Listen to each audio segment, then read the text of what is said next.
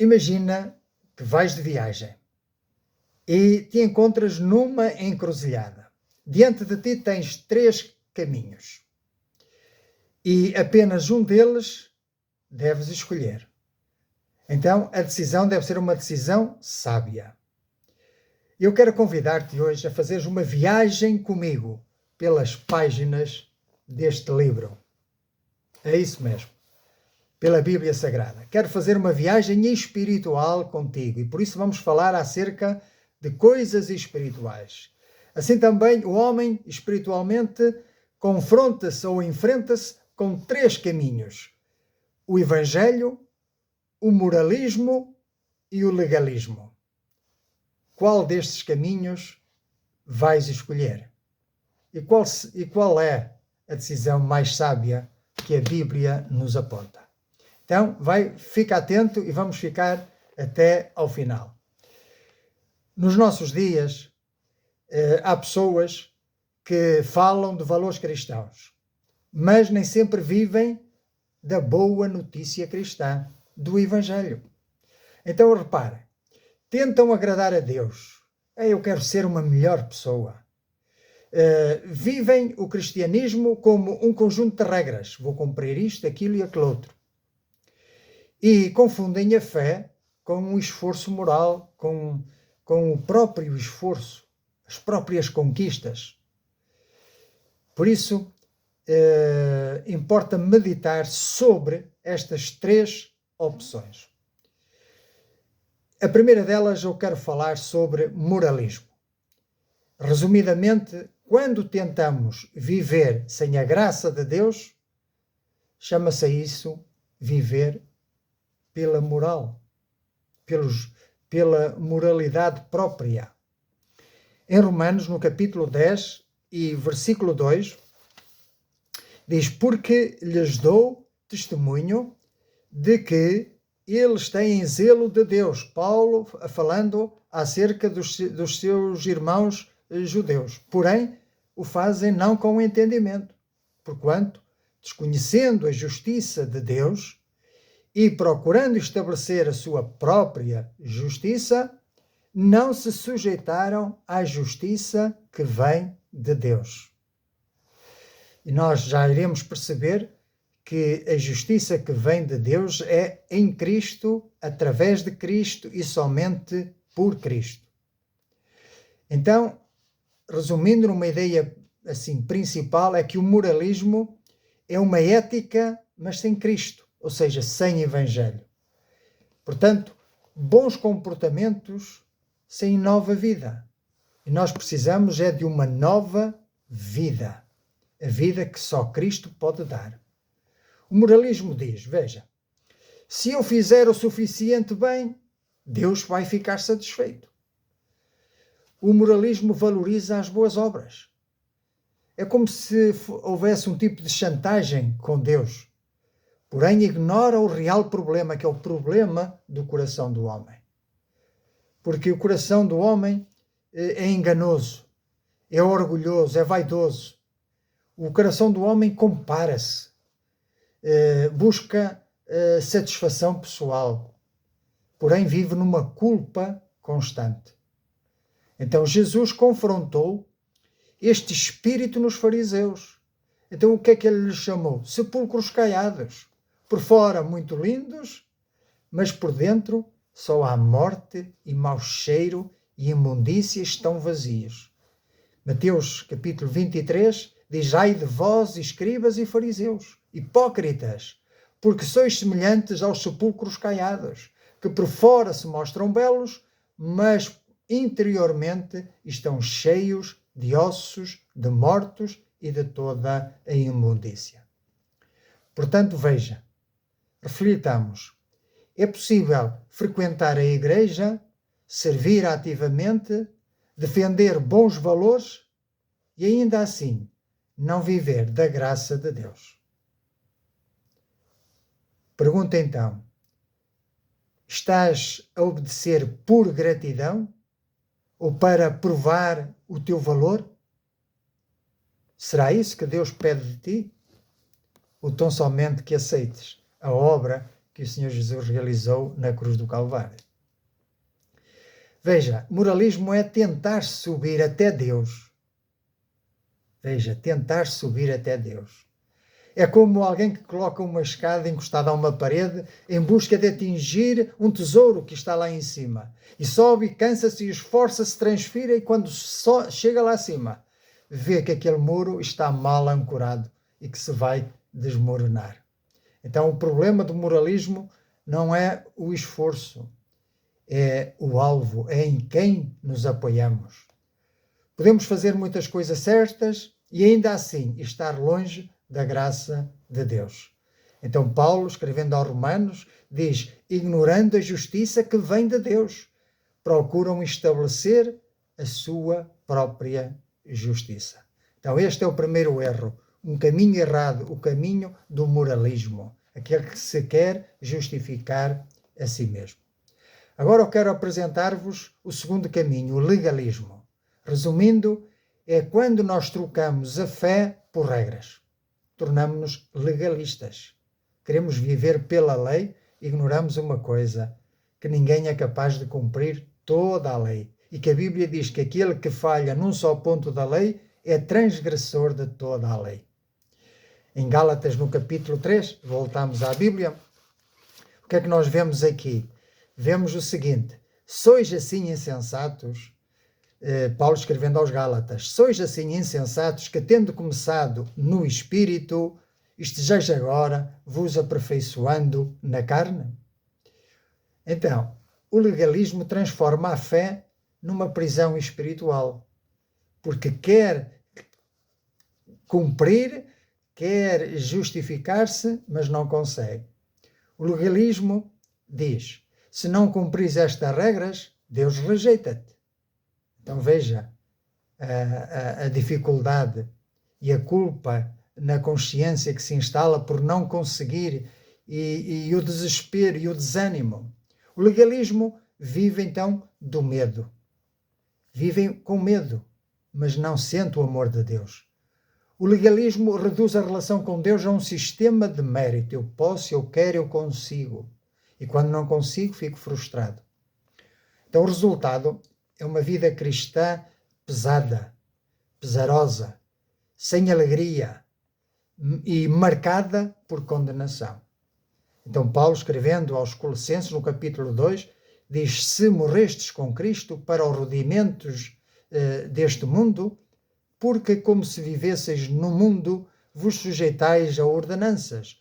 Não manuseis isto, não proves aquilo, não toques aquele outro, segundo os preceitos e doutrinas de homens. Pois que todas estas coisas, com o uso, se destroem. Tudo passa. Tais coisas, com efeito, têm aparência de sabedoria, como de culto a si mesmo, e de falsa humildade, e de rigor ascético.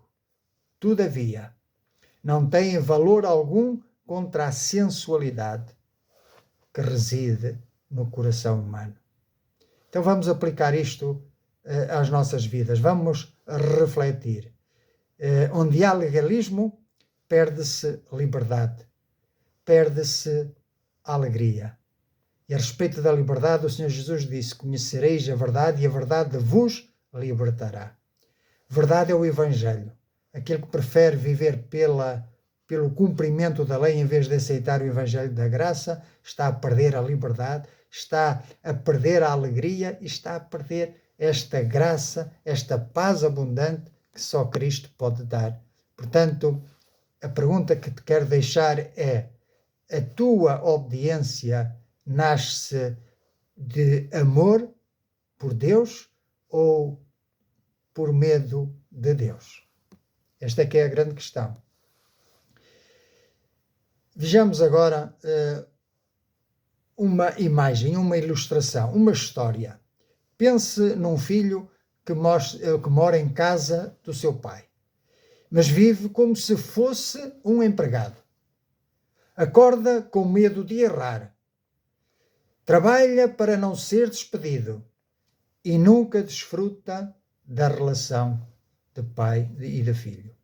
Então ele está em casa, mas não vive como filho. Assim é com o legalismo. transforma filhos em servos assustados. O apóstolo Paulo, escrevendo aos Romanos capítulo 8, diz: não recebestes um espírito de escravidão para viverdes outra vez com medo, mas recebeste um espírito de poder, de moderação e de amor. Então, como é que queres viver? Por que caminho queres andar? Pelo caminho do moralismo ou pelo caminho do legalismo? Ou então, e este sim, pelo caminho do Evangelho da graça. E é sobre este caminho que eu te quero falar agora. E o importante é que possas fazer a decisão por este caminho, possas decidir por este caminho. Este caminho é o Evangelho que nos aponta a cruz. É a cruz que é loucura para este mundo, mas que é sabedoria de Deus revelada nas Escrituras, que se pode entender apenas pela fé. O raciocínio humano não compreende e rejeita estas verdades espirituais, mas eu quero apelar à tua alma e ao teu espírito, porque o teu espírito foi colocado em ti por Deus e é feito da mesma matéria de Deus. O teu espírito pertence-lhe. Então, não queiras partir deste mundo de relações cortadas com Deus, mas eu oro para que tu possas restabelecer a tua comunicação com Deus. E como é que se consegue isso?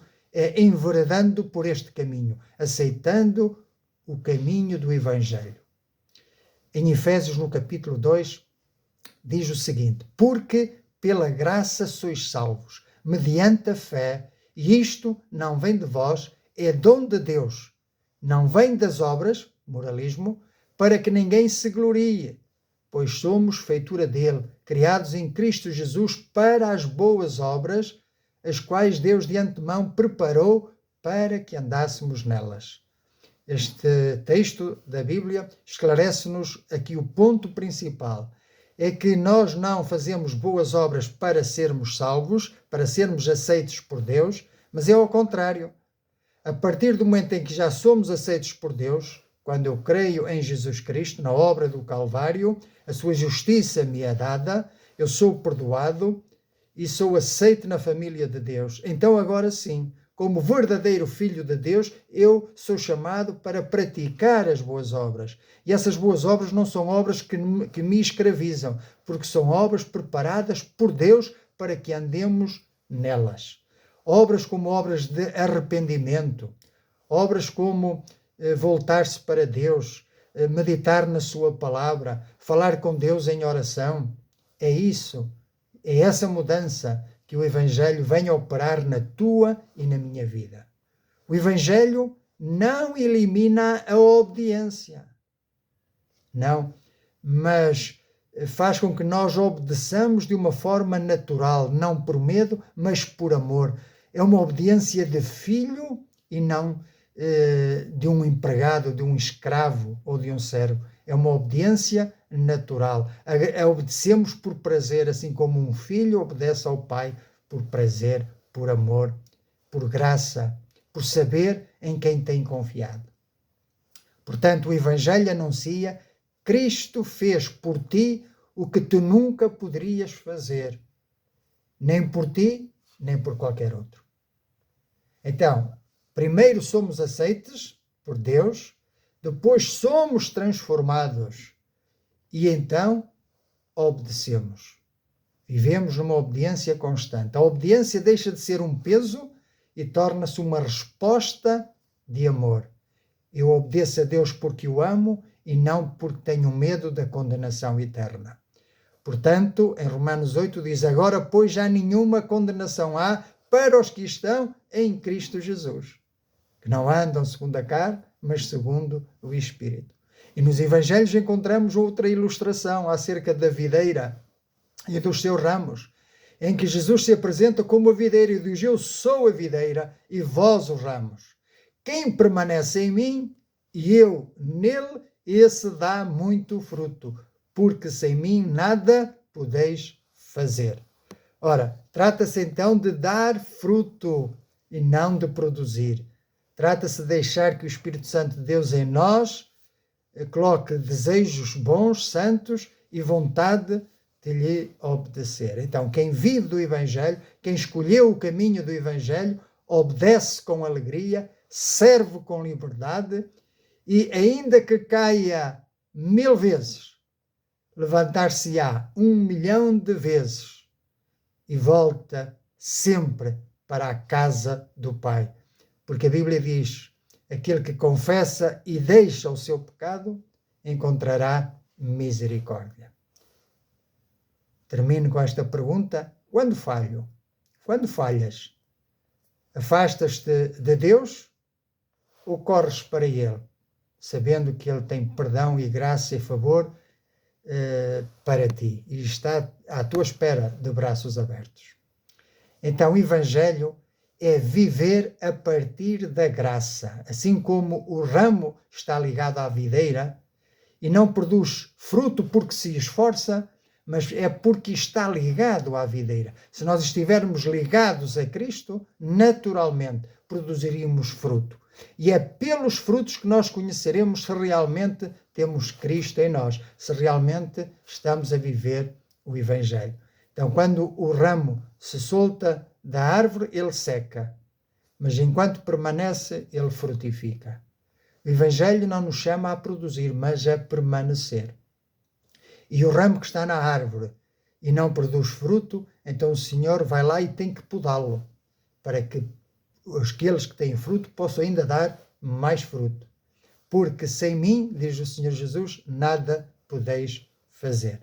Concluindo, os 3 caminhos são moralismo, em que cada um tenta parecer justo diante de Deus.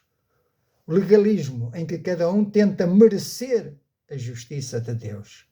Mas o caminho do Evangelho é diferente.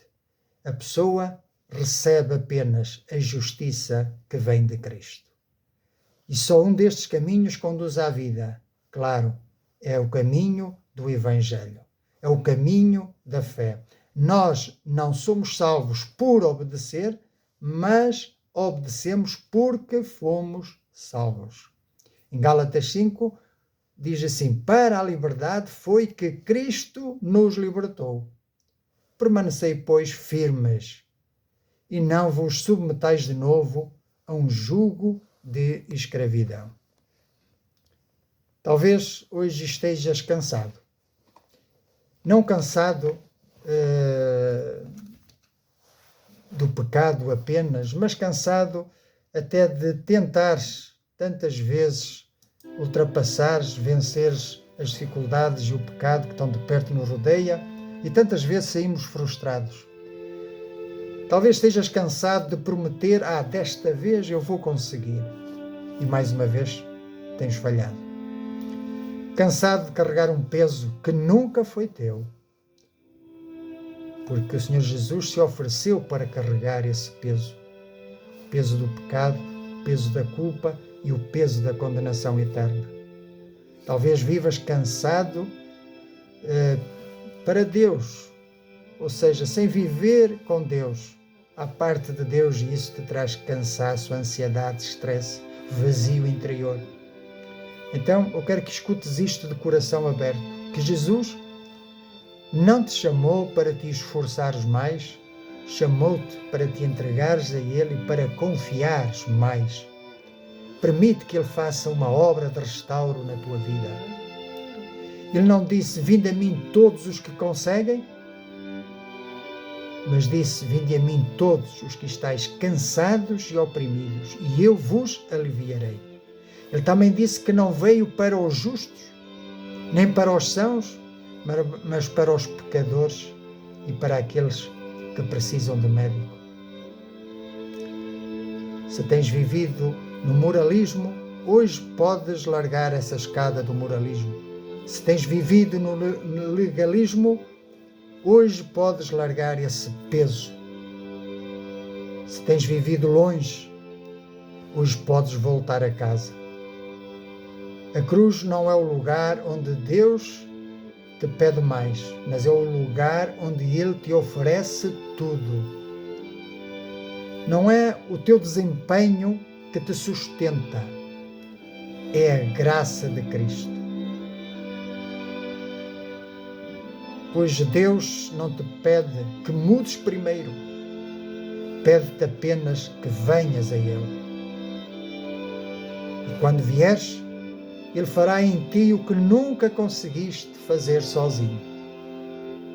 Porque é Deus quem opera em vós, tanto o querer como o realizar. Por isso hoje, e não deixes passar de hoje, Deus não nos chama a tentar mais, ou esforçar-nos mais, a prometer ser melhores. Ele chama-nos a confiar mais no Consolador, a render-nos mais ao Pai dos Espíritos e a viver a partir da graça de Cristo. O moralismo cansa, volta à cruz. A graça ainda está disponível.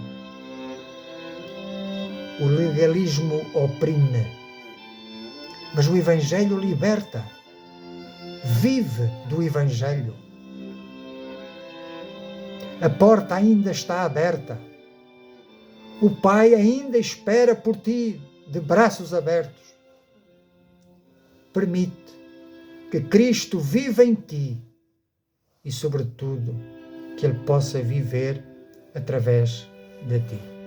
Por isso eu te convido agora, se é assim que estás disposto a fazê-lo em sinceridade, fazer uma oração de entrega a Deus. Porque é desta forma que nós, pela fé, entramos neste novo caminho. Porque aquele que ora a Deus precisa de acreditar que Ele existe e que responde à nossa oração. E quando nós oramos, mostramos a Deus que temos fé, que confiamos nele e que sabemos que Ele responderá. E responderá para além daquilo que nós podemos pensar ou imaginar. Por isso eu te convido que possas orar. Fecha os teus olhos e ora comigo.